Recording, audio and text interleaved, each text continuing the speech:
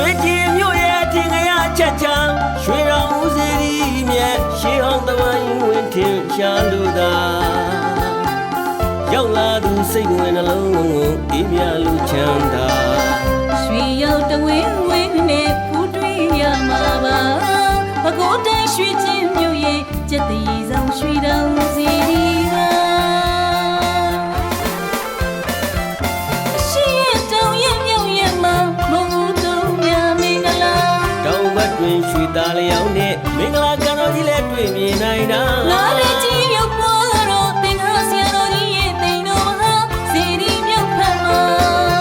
ဆရာတော်ဦးတီလဗိမာန်